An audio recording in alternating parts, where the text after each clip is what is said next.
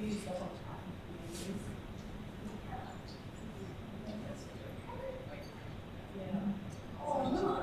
And actually,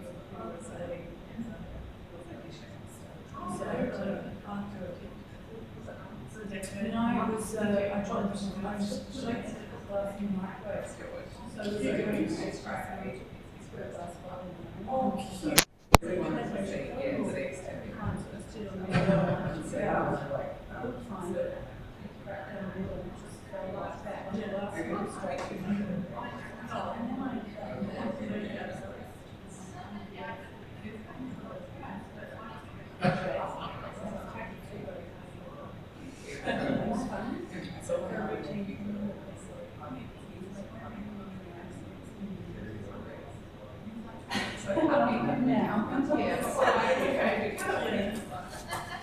Welcome everyone, we will get started.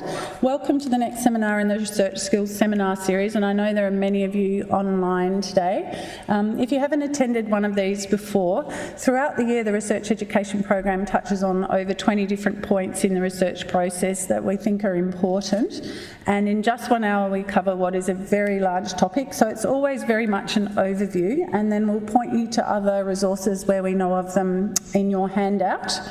And if you know of people who would have liked to have attended today in person or online but couldn't, we will be putting up the recording onto the Research Education Program website, usually the following week. There's also a short evaluation at the end of your handout, and we would appreciate it if you could fill that in before you leave today. It will come as a text to your phone or email if you are registered online. So without further ado, I'd like to introduce Professor Sonya Girdler, who has been very kind to come back and speak to us again because she does an excellent talk. And for those of you who don't know Sonya, she is a Professor of Occupational Therapy and, as it says here, Director of the Curtin Autism Research Group, as well as the Program 3 of Living with Autism Cooperative Research Centre. And most importantly, she's published over 100 papers and at least 20 or more that are systematic review type papers, and she has a wealth of experience in conducting all types of research in health and community settings. So we're very lucky to have her come and speak to us today from Curtin University. So please join me in welcoming Sonya.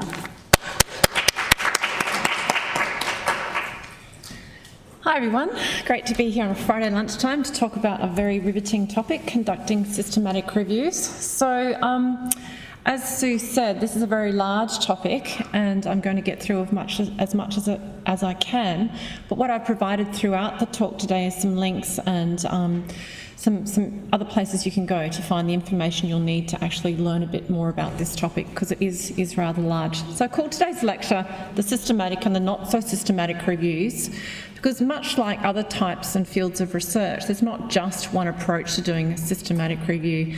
There are systematic reviews, there are meta-analysis, there are scoping reviews, there are narrative reviews, there's meta-ethnographic, it goes on. So doing a systematic review is pretty much a whole science in itself as well, so there's lots to learn. So as Sue said, I'm the Director of the Curtin Autism Research Group, and just to give a little plug for our research, if you're interested in finding anything more about the work our research group does, we have our own website, so you can just put that into Google and have a look at the different types of work we do in autism. And I'd just like to acknowledge all these really important people who've actually provided resources or some of the materials I'm talking about today. So in 2020, we're actually not able to travel anywhere. I was thinking about this morning, and I put this in this morning because this time last year when I gave this lecture, I flew out pretty much directly to Stockholm.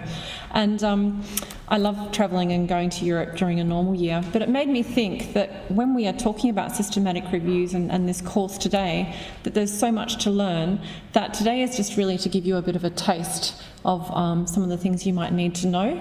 And like a smorgasbord, you have a taste and then you come back for more. So hopefully that's what we'll be able to achieve today, is you'll actually want to come back for more. So to start with where you might go to for help, there are many library guides available that cover the process of systematic reviews very comprehensively, and each major university library has a self-help guide on how to do the process of systematic reviews. And this is Curtin. So if you go to the Curtin website and you have a look at library guides, there'll be a very comprehensive systematic review guideline. And that's open access to anyone out there in the public. You can actually go there and use that without having to log in to the system. And I'm sure UWA and other libraries have the same resources available. These are really, really useful because I was involved in developing this library guide. There are worksheets and materials that you can download and use as part of your systematic review process. So we've actually developed some templates and that kind of thing in there. So if you're going to do one of these fantastic reviews, please make sure you visit the library websites. So really, there are a prescriptive number of steps in doing a systematic review, and really it's a bit like following a recipe. If you follow the recipe and do what it says, you'll get a cake at the end. So this is really what we're going to do, is the do's and don'ts of cooking a systematic review, and go through each of these steps today. So really, to give you an overview, what is a systematic review? A review simply involves looking for what evidence is available, and it's something that we do all the time. But the bit in red is the most important concept, because to be useful, a review should be done for a purpose, to help decision makers. So when formulating your question, you must identify who your decision makers are. Who's your end game? Who's your audience? Is it yourself as a clinician, or is it bureaucrats, policy makers? Who is your target audience at the end of the day for your review? Because this will actually determine the direction of your review and the audience to which you'll want to disseminate it to. At the end, I'm going to show you some different examples of reviews we've done and how we've used those reviews in our research. But what is a systematic review? What makes a review systematic? It uses a documented system in the same way as other research methodologies like randomised controlled trials and those kind of things document their methods. A systematic review does exactly the same thing. So you have a set of recognised and established procedures that you must follow. The methods section really looks pretty much not quite identical, very, very similar across most systematic reviews. So as I said, there's a transparency of methods and a reproducibility of results. And systematic reviews just seek to collate all of the evidence that fits a pre-specified eligibility criteria. So much like when you do any other piece of research, you have an inclusion and exclusion criteria. It's exactly the same for a systematic review topic. You specify an inclusion and exclusion criteria that you want to address or answer a specific research question. And the idea of doing that is that you'll minimise bias. You haven't just gone off and done a review and you've picked all the studies that had the outcomes that you liked or answered the questions in the way you wanted it answered. If you follow that inclusion-exclusion criteria, then you will actually collect evidence that is not biased in any particular way. People often say to me, what's the difference between a systematic review and a literature review? I think our understanding of systematic reviews has evolved, much like our understanding of research has evolved in 2 or 3 decades. A literature review to me doesn't have a specified process. It doesn't have a methods section to the literature review. It's really just a narrative synthesis of what the researcher or the person doing the systematic review wanted to look at. So a systematic review really has that really predefined process that you follow, and you outline the steps that you follow in your paper. So a good review, as I've been saying, includes a completely and clearly defined question. That is really probably the most important thing to start with, because that's what you come back to all the time. What is the question? What am I trying to answer? That's your reference point in your systematic review process. So it takes quite some time really to define your question for your systematic review often. And there's a comprehensive search for evidence using predefined criteria.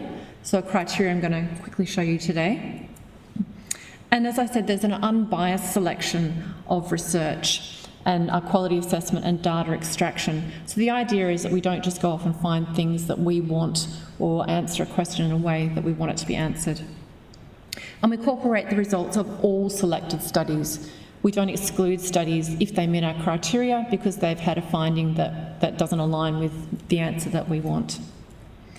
And it also explores similarities and differences between the studies, so contrasting the studies, what a particular type of study might have found in one country as opposed to another country, and then maybe explaining those reasons behind those differences.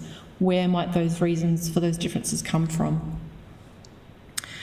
But with all research, your conclusions must not exceed the actual evidence that are underpinning your results. So you can't go out there and make grandiose claims based on your systematic review that are not supported by the evidence that you've found as part of your review. So each of these steps requires critical thought and considering the circumstances of your particular review. As Sue said, I've done quite a lot of reviews, and one thing I've realised that you've done one review, because although it probably gets easier as you do more of them, each review has its own little quirks or own little methods or own special way of doing things. So you really have to put quite a bit of thought sometimes into the methods of your systematic review and how to best answer the question that you've proposed. So when we're looking at reviews and systematic reviews, what we're really concerned about is the potential of bias, ways in which the findings of the review could be biased in one particular way. And bias in systematic reviews can operate in quite a few different ways. They can operate around a reviewer's beliefs and their preconceived ideas. Publication bias is something that we experience in research, but it's really, really hard to get non-significant findings published. Journals aren't terribly excited when you send them a paper and you had no difference between groups and you couldn't find that anything was effective. They're often not very excited to publish those kinds of papers. What that means is when you do a systematic review, you're actually not getting any of the evidence that found no difference between groups, found non-significant results. So there's often a publication bias in favour of significant results. And that's something to keep in mind when you're doing a systematic review. Your choice of inclusion or exclusion criteria could potentially bias the studies that you're including. For example, you might just include randomised control trials, and therefore you might exclude case control type studies, which might impact on the types of findings that you might find given the particular type of design of study that you're incorporating in your review. And also you may use an inappropriate criteria for assessing quality. And there are a number of tools available to assess quality through some websites, but you may not have chosen the right one for that particular study or that review. That can be quite tricky sometimes, working out what is the right quality assessment tool. So it sounds like a bit of work, and people would say, so why bother? I always say it's a great way to make good friends. During the COVID shutdown, my kids were rolling the Friends episodes. I think we watched all 1,000 of them for the month we were in lockdown. But if the evidence is required to answer a question and it exists, then you will find it.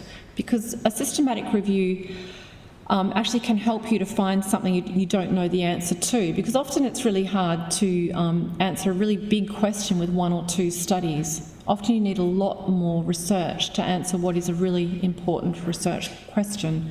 So they're really, really quite useful tools in helping you to answer big questions.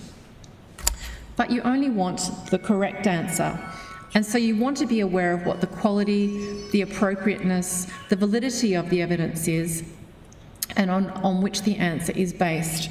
You really want to understand what is underpinning the conclusion that you come to minimise that bias that I've been talking about. So what makes evidence valid? So where knowledge has been defined as justified true belief, and whether one can know something to be true is a philosophical question, because can evidence logically justify the belief? So that's what we do in scientific research all the time. We use logical methods and we use research methods that lead to knowledge. So the tests of justification are things like replication. Can a procedure be replicated in research? That's what we use to judge the quality of our research. Have we actually outlined the methods to the extent that this study could be repeated? It's the same thing with a systematic review. Have we provided enough information so that this review could be repeated by somebody checking our results? Would they get the same studies and would they get the same conclusions? And also looking at things like concerns with both the observation and its interpretation. So the validity of knowledge, I'm just going to move this here. The validity of knowledge concerns both the observational knowledge but also how we interpret it. And I always say to my students, you shouldn't take it a step too far. Sometimes when we do research and we do systematic reviews, we make quite grandiose claims. but we must be quite careful that we're able to substantiate the claims that we make based on the evidence that we have. Okay, but an assessment of validity is only possible with adequate documentation. And this is why we need this detailed documentation of the review system that we employed in doing our review. And it's important that we have some sort of external judgment of our process as well. So when you're doing a systematic review, often you'll find there'll be 2 reviewers or a team of people sort of checking each other's results and checking the decisions that are made. So there's often a lot of that sort of checking of some of the decisions going on. But why do a good systematic review? It is an enormous process and it is a lot of work, but it's to get the answer that is most likely to be true according to the best available evidence, or to identify what further evidence is required to provide the answer.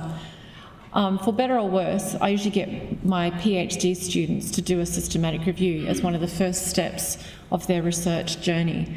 And it's really a fantastic way to start their research journey, although it's a little challenging, because it can really set them up to do a really great piece of research. They very, very clearly understand what the gaps in evidence are, and then how they're going to address those gaps as part of their PhD journey. So they're really worth the investment. So, to do a good systematic review, given this takes us a lot of time, the question has to be worth answering. And one way to determine this is to ask who would be interested in the answer. So if I spend a year, whatever it's going to take to do this systematic review, who do I think is going to be interested in the answer to this question? But also that the question has not already been satisfactorily answered. So it's really disheartening when you start a systematic review, you get halfway through and someone else pips you at the post and they've published the world's best systematic review in a fantastic journal and you're only halfway through yours. That has happened. So they're the 2 things you really need to understand before you embark on doing a systematic review. So some places that are really worthwhile checking before you start on a systematic review are these sorts of databases here, just to make sure that someone else hasn't either already done a systematic review or they haven't already embarked on a review exactly like what you're planning. In some of these databases, people actually put up their protocols for systematic reviews. So exactly that doesn't happen, that someone else doesn't invest all that time and effort in doing a systematic review that's already halfway through or something. So these are the steps in conducting a systematic review. As I've been saying, first you need to define the question. And a really useful strategy in defining the question, something that I've used a lot over the years, is the PCAHS sort of framework. Because if you define the participants, the interventions that you're interested in, and then maybe the comparison to that intervention, the outcomes, and then the study design, you actually have all the elements that would underpin a systematic review question. So if you can actually map out all of those aspects of your systematic review question, you can then use them to formulate your question. And there's some worksheets on the Curtin library guide actually specifying what are some of the things you might want to think about in each of those elements. So some types of questions. How effective is a health intervention? Looking at quantitative evidence or qualitative evidence. What sort of evidence are you interested in? Maybe you're interested in things like patient perceptions or patients' experiences. Now, qualitative evidence will be far more appropriate in answering something like that than quantitative evidence. So the type of question or the type of area that you're interested in may in fact direct the type of research that you're also interested in. So important to have a think about that. Maybe the economics of an intervention, how economical is a particular intervention? How frequently does a condition occur? What is the prevalence of a particular condition? And how often do adverse events occur? We're all very concerned about adverse events in vaccines at the moment. So how often do they occur in a particular treatment or in a particular protocol or something like that? Might be a useful question. And how accurate, reliable or sensitive is a particular clinical test? That might be a clinimetric type question. And how effective is a public health intervention? I put these pictures of smoking up here because one of my wonderful colleagues of the cigarette packs here, one of my wonderful colleagues at Curtin, Mike Daub, was actually very heavily involved in the plain packaging sort of anti-smoking work that's been done here in Australia.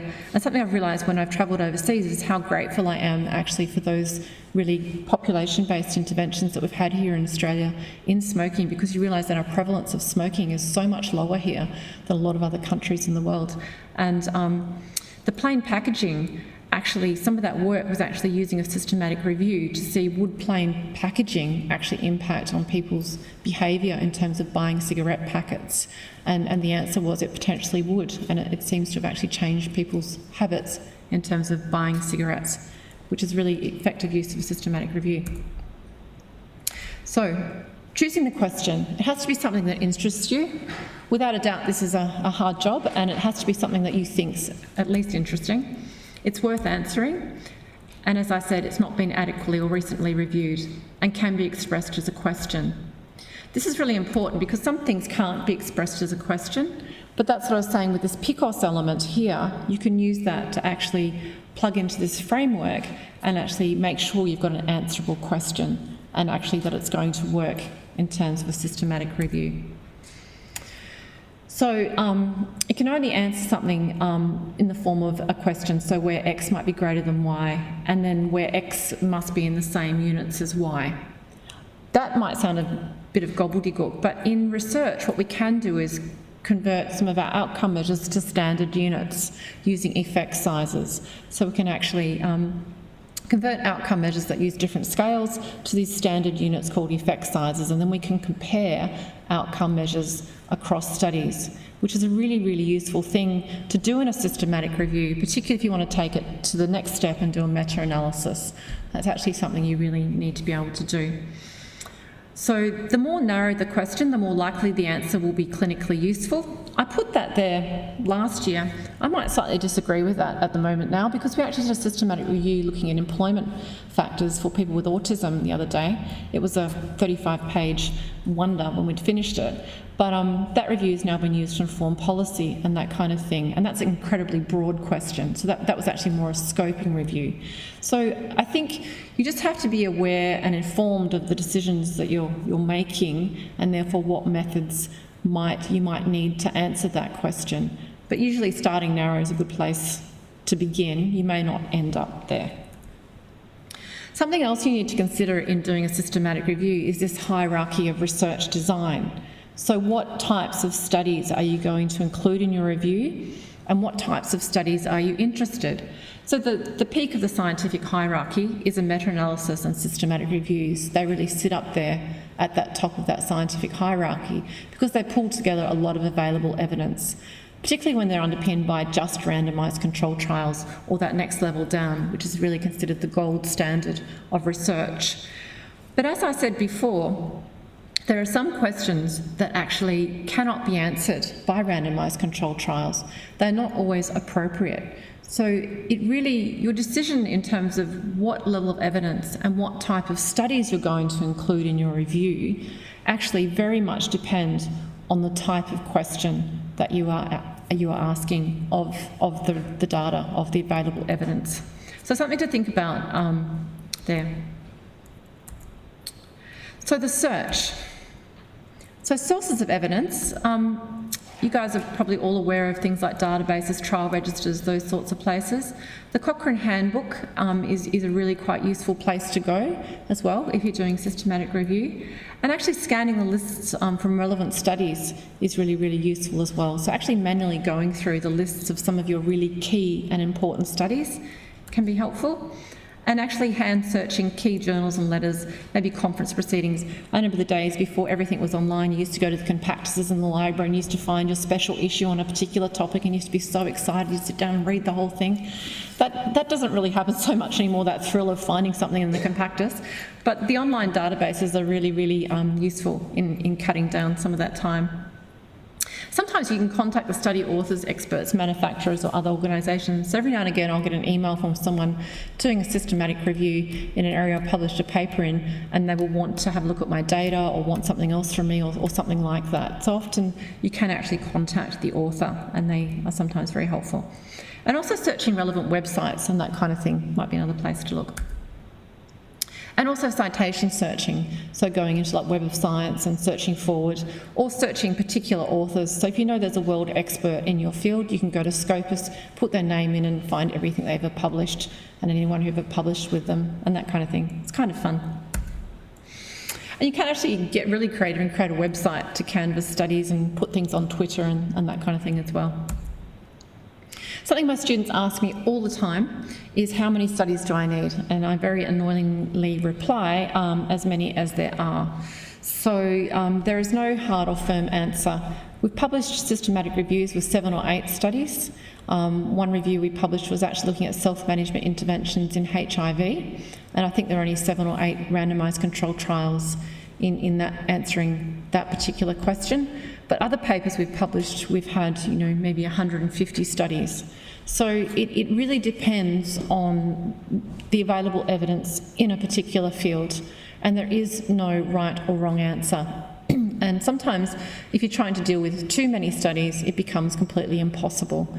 So you might want to narrow down your research question or something like that if it's just getting completely overwhelming. And sometimes it depends on how many resources you have as well. So the search strategy. The electronic search strategy is really a set of instructions for the databases that we use in research. And actually they sometimes use symbols and strings and that kind of thing. But putting together electronic search strategies is really, really tricky business and quite complex business, and I still don't have it exactly right, because a lot of the databases have little quirks and things you need to understand and different ways of doing things. But I think one thing that I have learnt in doing this is actually going and speaking to the university librarians, particularly the university librarians or the university health librarians and that kind of thing. They are your best friends in this process. You will spend a lot of time with them. The more time you spend with them, the less you will have to do. They're an amazing source of knowledge and experience in dealing with the health databases. So I encourage you to do that. And they can help you go through these steps. But something else that's really worth doing is actually mapping out your PCOS elements that I was talking about before in terms of a Venn diagram, and thinking about the overlap, the inclusion, the exclusion, what's in, what's out, which area that you're actually interested in, and what terms go in each of these areas.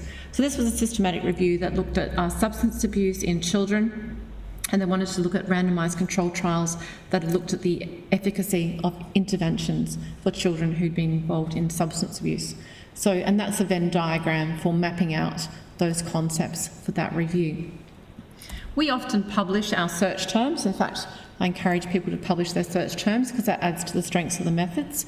And this is a table from one of our review papers, actually just mapping out exactly what our search terms were for this particular paper.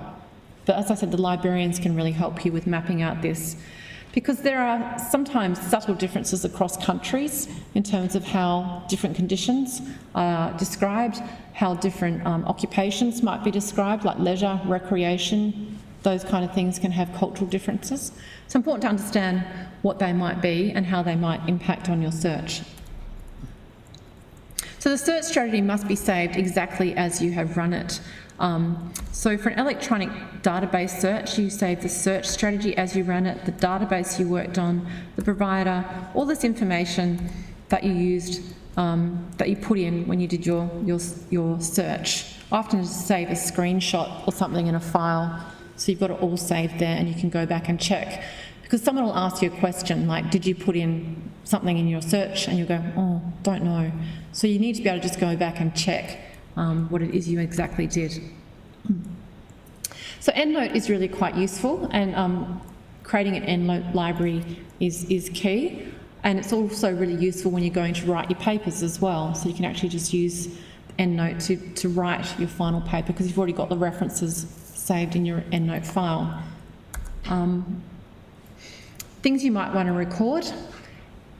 The more effort you put into building up your EndNote library and getting your EndNote library sorted and the information you store in there, the easier it will be for you in the long run. So think about what you want to record in your EndNote library. Things like which reviewer reviewed what paper, how many reviewers have looked at this paper, what was their decision, did they reach a consensus, was that independently checked? All that information can be stored in the notes section of EndNote. But as I said, librarians are your friends in this process, and get to know them well. So actually selecting the studies is really a two-step process. So you can exclude papers that are clearly irrelevant at the level of title and abstract, so that's pretty easy. They're completely off topic. They don't relate to our work at all. And this is actually a diagram from the CRD systematic reviews of how you would actually lay out that first step in the process. So you need to actually keep a record of how many studies you excluded at that title and abstract process. In fact, you have to keep a record of every decision you made through the process. So you start with how many papers you excluded at that title and abstract process. And then once you've excluded papers at the title and abstract process, you can go down to full articles and full reports. So you start to actually read the articles in more depth, and then you compare them through inclusion and exclusion criteria. But when you're actually including and excluding articles, make sure you write down the reasons for your exclusion and you document that in a systematic process. Otherwise you'll forget, you'll come back in 2 weeks, you'll think, I have no idea why I made that decision. So make sure you actually document that.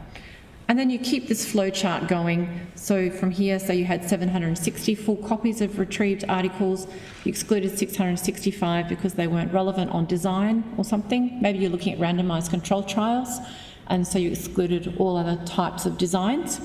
And you work through this process, actually documenting how many studies were excluded based on different categories and that kind of thing, until eventually you get to your final number of studies that meet your inclusion criteria. The foreign language one's interesting. We've gone to the extent sometimes of translating some of the papers we really wanted to include in a review, but that might be a bit too challenging at times. Okay, so again, back to that bias that I was talking about when we started looking at systematic reviews. If we document our reasons for exclusion and also having more than one reviewer or selector, and then what their agreement was and what they reached, that can be part of the process of minimising that bias process as well. So when you're going through your studies, you've worked out what studies are really included in your review, but now you need to start going through the studies that you're actually going to use in your review. But what you need to come up with is a standard data extraction process so you don't get completely lost in this process. You need to think about what data do you need from these articles. Maybe create and the data has to be common across all the articles. So you create a table or a spreadsheet or an Excel spreadsheet, or you can set up something called Cooperative, which I'll show you in a little while, and you can use that to organise your data and the types of data you need. So make sure you clearly understand the data that you're after and the data that you need to do your systematic review before you get halfway through the process and realise you've left out something super important, then have to go back to all your articles and go through them again. So you want to put quite a bit of time into thinking about what data you need to extract and what you need before you sort of start that process.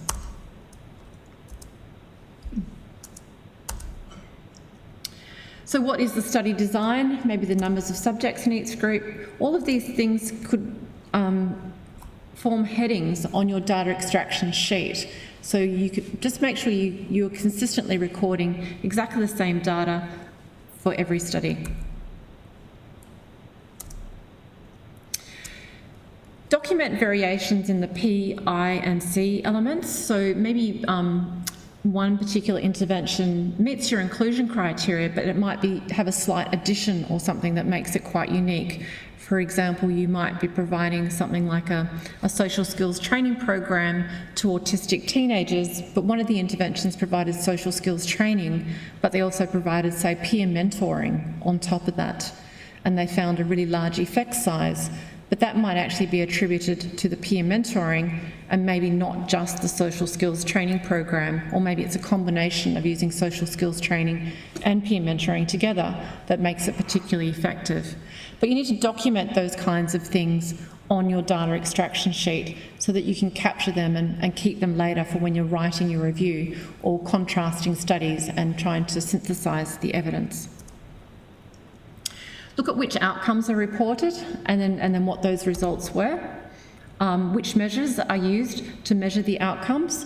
So they might be measuring like depression, but as we all know, there are many ways to measure depression, and what tool did they use in this particular study to measure the outcome of interest. And then what were the results? What were the findings of the study?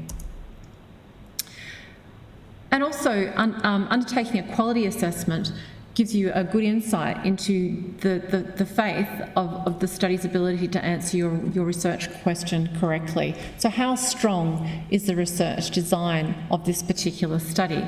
And we can do that through this quality assessment process. So managing data from selected studies, this is tricky and not complicated, but it's an organisational logistical challenge.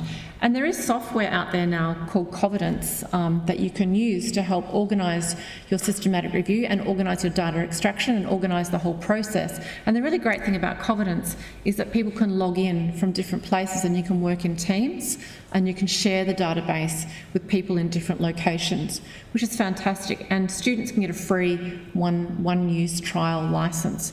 So a fantastic resource. Some of my students have used this and they found it really super helpful. So I encourage you to do this, particularly if you're working in a group. It can really help a group work well together. The other thing I was mentioning was that assessment of quality, and that is something else you really need to do in a systematic review to understand how much faith we can put in individual studies' research designs. So how much can the findings of a particular study can be believed, and how close to the truth is the outcome likely to be? But what is quality?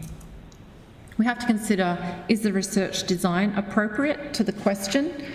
Did they use an appropriate design in answering their research question in the paper? What was the risk of bias? So, for example, in randomised controlled trials, was there blind assessment of outcome measures? Was there equivalence between the intervention and control group? What were the potential sources of bias in the study design?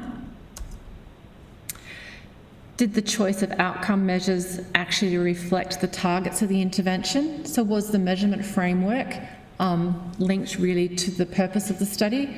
Sometimes, even when you're reading papers, you can look at the measurement framework and think, well, they didn't measure this, they didn't measure that, or this is not quite right. So have a think about the outcome measures and how they were used, and also, are they reliable? What are the psychometric properties of the outcome measures that were used in a particular study? Are there any statistical issues with the analysis? Did the data come out skewed and they didn't use the right test? You know, should they have used a non-parametric test? Were the statistics appropriate? And what is the quality of reporting? Can you tell from the paper what exactly was done? There are papers and there are papers, and some are easier to read than others. So what is the actual quality of the reporting of the study? And the quality of the intervention. So when we're doing intervention studies, some interventions are highly manualised and the fidelity of the intervention is checked using a checklist or video observation or something like that. For some other interventions, there's not really much attention paid to the actual fidelity of the intervention or how closely the intervention was delivered in aligning with the manual. So actually really need to think about, was the intervention delivered in the way it was intended? And generalisability. How likely is it the findings from the sample that this study found generalisable to the broader population? So there are quite a few ways to assess the quality of research papers. I'm a big fan of the Kemet one. It was the one that I used to teach when I used to teach undergraduate students. But there are all different ways to assess quality of research studies, depending on the design of the study and depending on what it is you want your quality assessment to really look like. So the other resource that is really, really super helpful is this last one, the Joanna Briggs Institute. And they have many great resources and many great short courses. If you really want to get into systematic reviews, that website can be your best friend. It's got a great, enormous amount of resources and fantastic. It's developed It was developed, I think, originally came out of nursing, and there's a lot of really fantastic health resources there. So, wonderful resource. So to summarise, so we want to do all this work, we want to bring this together and develop a really lovely paper. So we have to actually, if your data extraction table is well constructed, like that data extraction sheet that I've been talking about, the things that you've pulled out of the research, it should tell you what kind of analysis is possible for your review. So if you've got quite a few studies that have used really, really similar outcome measures, or the same outcome measure, then you might really be able to do a meta-analysis because you've got the same outcome measurement that can actually really allow you to compare across studies. So if your data extraction table is really comprehensive and you put a lot of work into that, it will make this decision making, this synthesising, so much easier and so much more straightforward. You might need to get some information from the study authors if there's something you really want to know.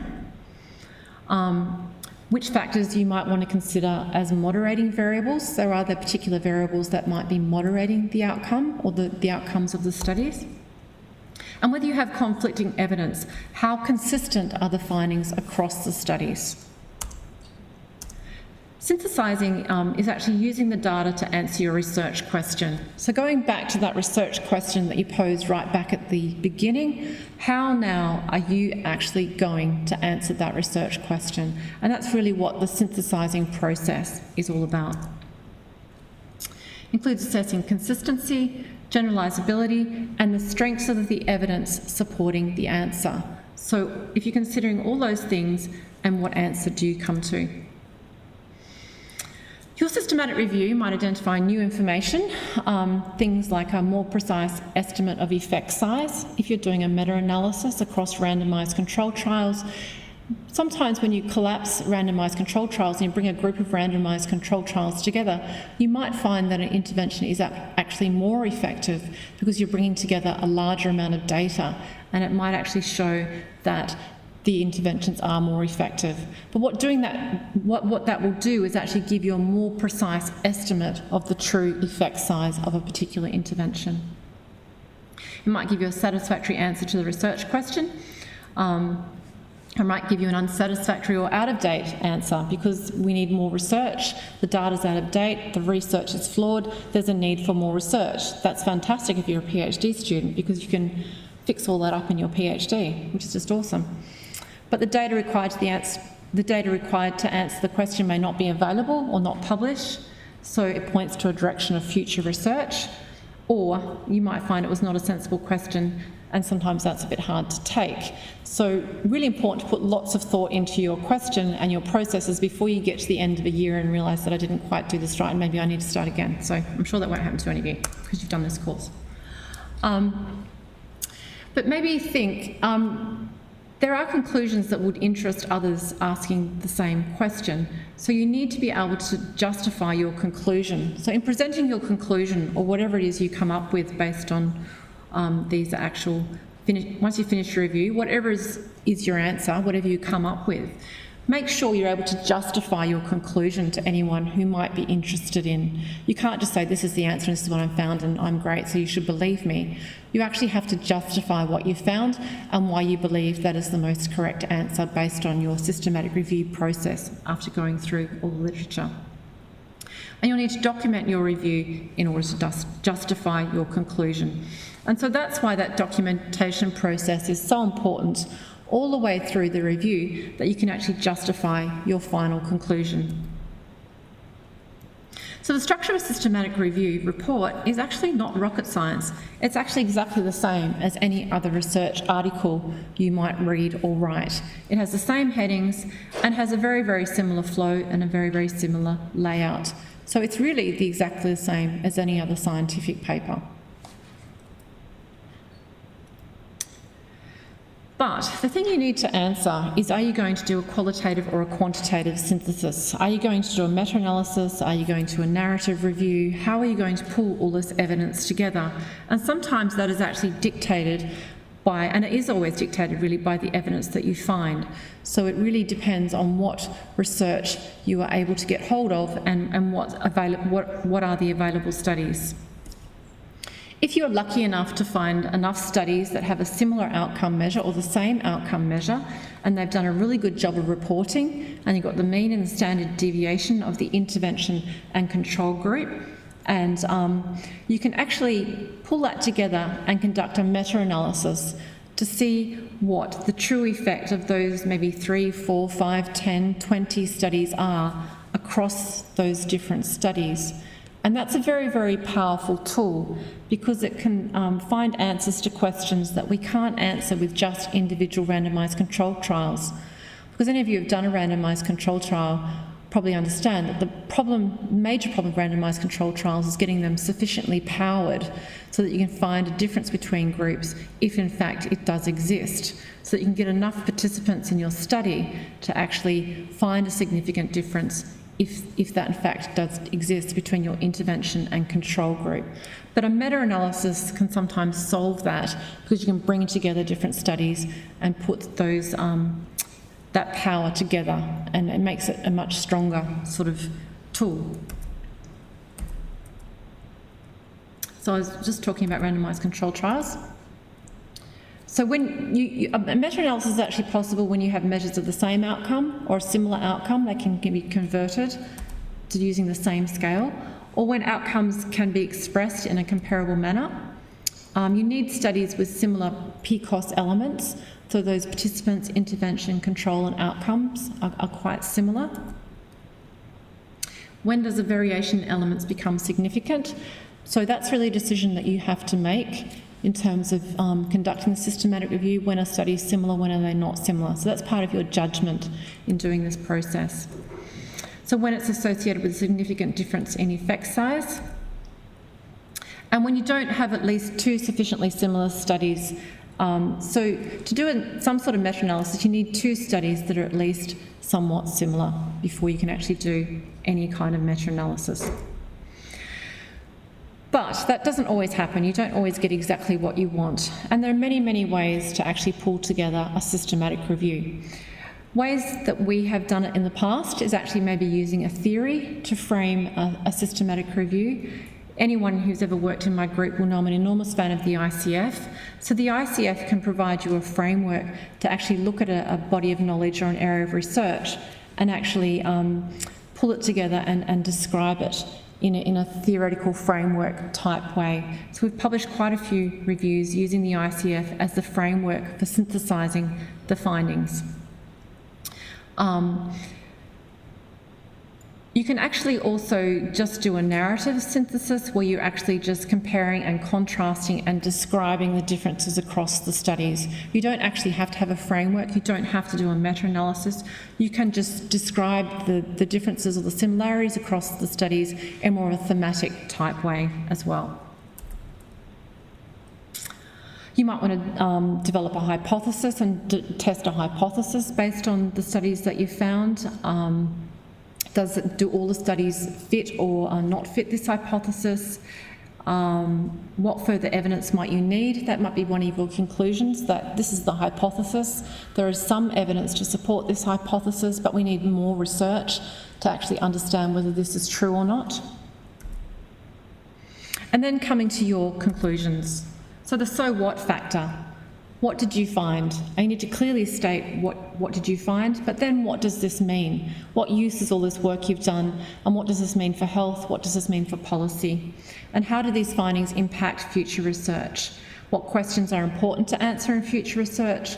What needs to be done?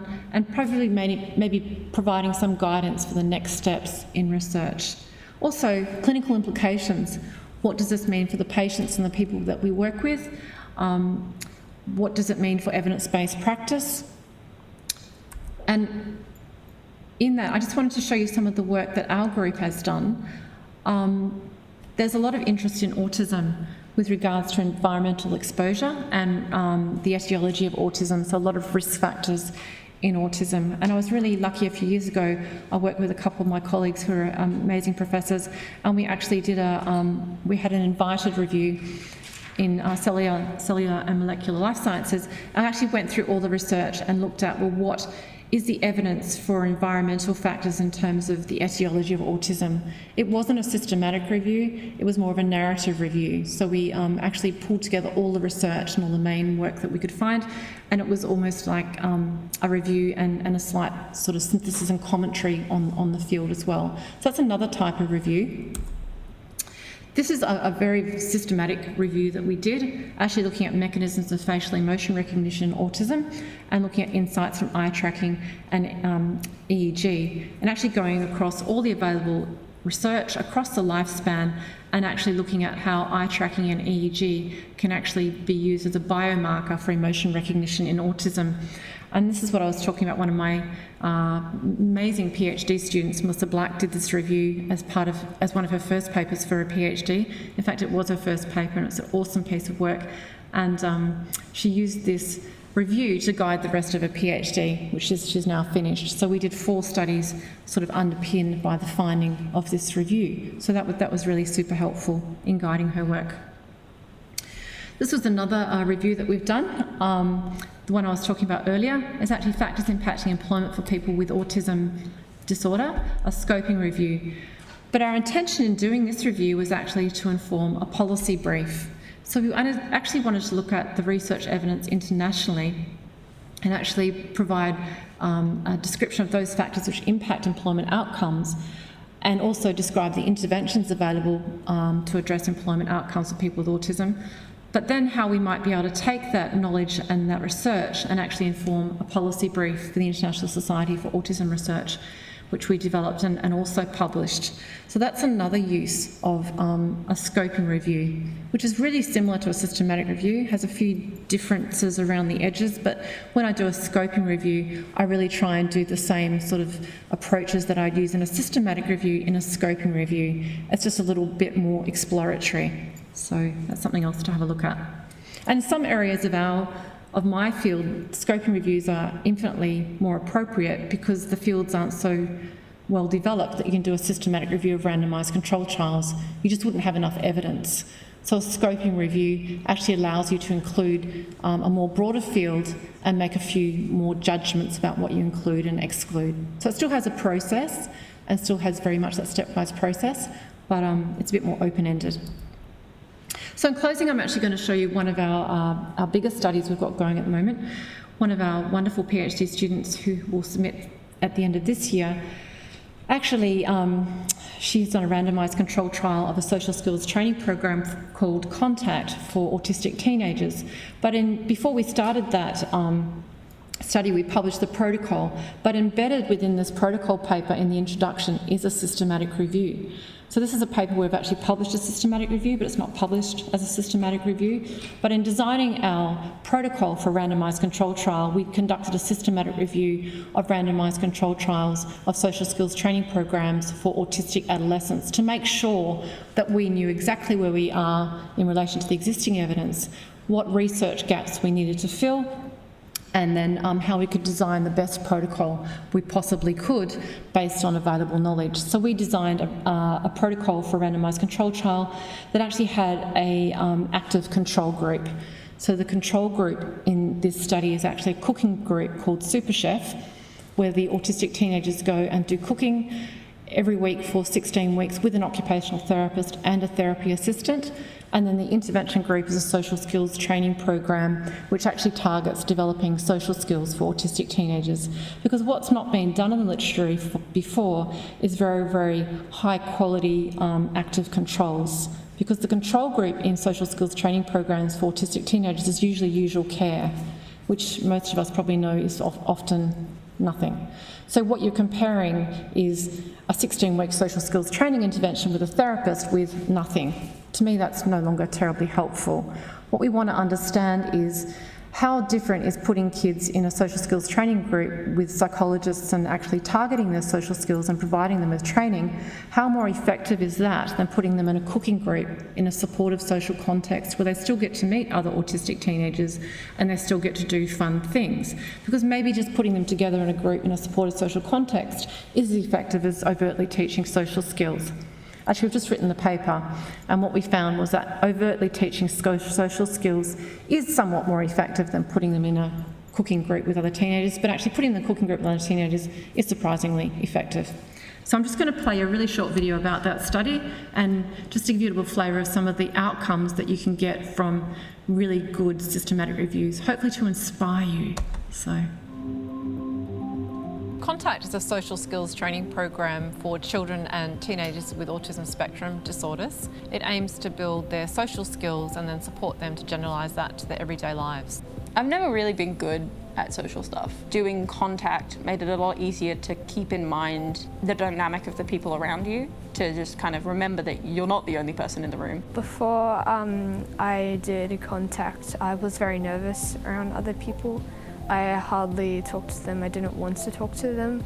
And now after, I feel like I still feel nervous, but I feel a bit more confident being around them and talking to them. People can come together and be themselves and feel safe and accepted. It made it a lot easier to connect with people. It was the first ever activity where my daughter has happily gone every single week to. For her to come out every week with a smile on her face told me that it was something really special. When they come in for the first time, they're really not eager to talk to me or discuss things. But the second time that they come in, I can see that they're just talking and they just want to tell me about everything that's happening in their life. We teach everything from social rules and norms and how to read others' minds and intentions and emotions. And to conflict solving. I think it's given me a lot of perspective on kind of how to interact with others in a group scenario, which is what I needed going into it, I think. I feel a bit more comfortable and knowing what to say and stuff. It's all about having the confidence. When you go to find a work, you need to be able to talk about the abilities or the strengths that you have. If you want to come to uni, it's about being able to move around in a big social environment and just coping with it. In planned social situations, I'm yards ahead of where I was before I did the group. For her to be able to break that down and understand where those difficulties were and that it was okay that some things were difficult and this is why and this is how I can do it different. It's just giving them more tools in their toolbox, so when they're in a social situation and they just needed help, perhaps they can use the tools. So we're going to have a lot of data to really understand what's really going on in this program, what sort of interventions we can develop going forward for teenagers with autism that are really, really effective. The more we understand and the more we help them, I think the world in general is just going to benefit hugely. The thing that made this research really possible was having a big funding so we can give the program to the kids for free. It's been key. Without this funding, we would not be able to do this research. Undoubtedly, we would not be able to do this CONTACT study. It's hard to put into words how grateful I am for the funding. The donation makes CONTACT and CONTACT research possible in Australia. I'm sure we'll see very interesting scientific results and also that makes a difference for the children and the adolescents and their families. The fact that this was a thing that we were able to do and a thing we were able to experience means that we can keep going in the right direction in the sense of autism being more normalised. We're normal people too, and we need to be seen as that.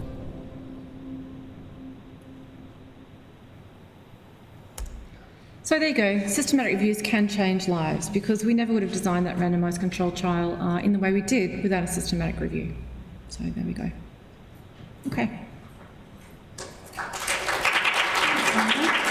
Right on time. We've got a few minutes if anyone has any comments or questions for Professor Girdler.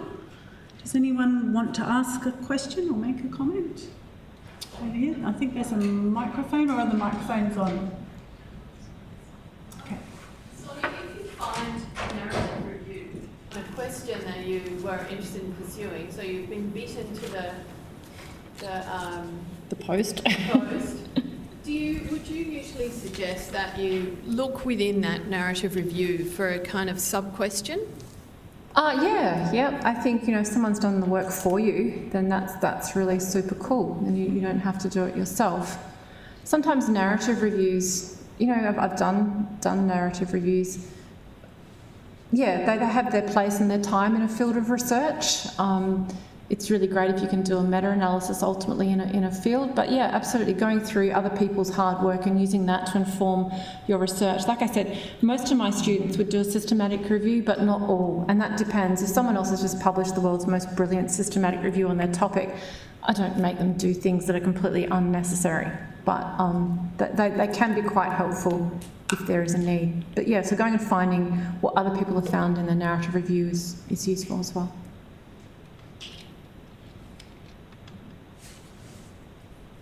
I'm a loud voice. So this is a fairly basic question, and sorry about that, but I'm just curious about explicit versus implicit bias. So is implicit bias you interpreting the findings of the study and then trying to understand what theories could fall behind the... I'm not sure if I'm articulating this question very well, in fact probably not.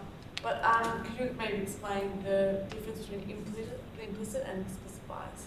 But can you repeat the question, because people off-site won't hear it? Okay. Then 1 second. No. And it's Professor Girdler can. Okay. It's okay. Thank you. It's just it's a very basic question. I'm very curious about the difference between explicit and implicit bias.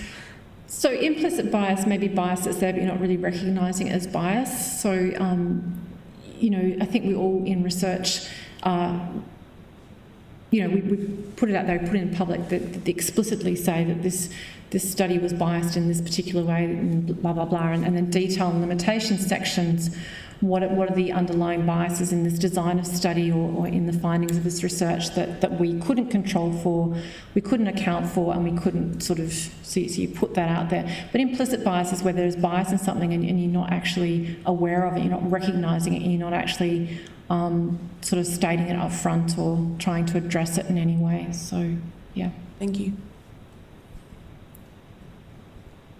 Melissa, just here. Hi, thanks for that. I'm doing a systematic literature review and I'm at the part where I'm looking for a measure of risk of bias, and what I'm confused about is there in literature kind of a right or a wrong risk of bias tool according to your question? Are there more right, less right, or as long as you can justify it, you won't be like demonised, basically?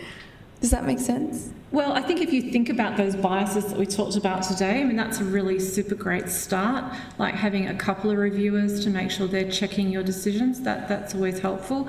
And then if you don't come to agreement, having an adjudicator. I mean, you can build in ways to minimise your bias in the research methods. And if you make that in your systematic review methods, if you make that explicit and you put that out there and all the things that you do, you're less likely to be criticised in terms of not addressing this, not addressing that. I mean, there are ways of looking at things like publication bias. You can actually do funnel plots to see, you know, what type of research might be missing and where those holes are. So there are ways of actually addressing different types of biases, not perfectly, but reasonably well in the systematic review process.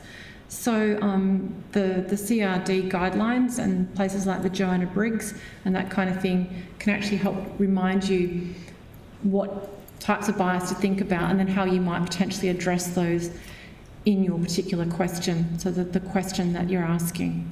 And that might depend on whether you're looking at randomised controlled trials or qualitative studies, or, you know, there's something I didn't even touch on today was meta-ethnographic reviews, which we've done a couple of those, and they're actually synthesising just qualitative research. And that's kind of fun. I really like doing that in health because you can take patients' perceptions, people's experiences, that kind of thing, and you can pull that together in a meta-ethnographic synthesis. And you can find things across studies that you won't find in just one study, just like you can in a meta-analysis, but didn't have time to go through that as well today. That's a whole other thing. But, so it depends on what type of review you're doing as to what sort of biases you might need to think about. We might just stop the formal questions, but I'm sure Professor Girdler would be very happy to stay behind for a few minutes if you've got more burning questions. But thank you all for coming, and please join me in thanking Sonya Girdler. Great, thanks everyone.